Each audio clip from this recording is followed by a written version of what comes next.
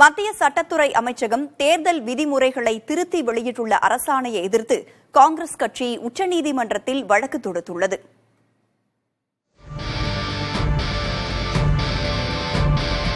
தேர்தல் விதிமுறைகளில் செய்யப்பட்டுள்ள மாற்றம் வெளிப்படைத்தன்மையை பாதிப்பதாக விமர்சனம் செய்துள்ள காங்கிரஸ் கட்சி உச்சநீதிமன்றத்தில் மனு தாக்கல் செய்துள்ளதாக அக்கட்சியின் மாநிலங்களவை உறுப்பினர் ஜெயராம் ரமேஷ் தெரிவித்தார்.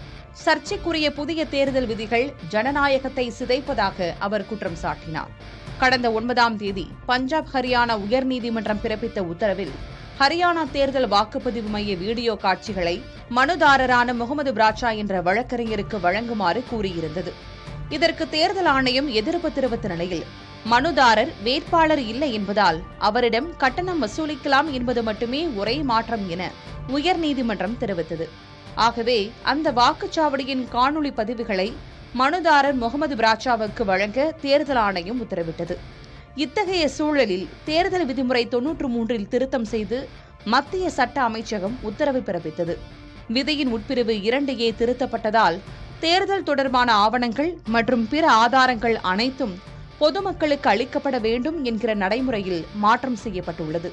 இதற்கு எதிர்க்கட்சிகள் தரப்பில் கடும் கண்டனங்கள் எழுந்துள்ளன.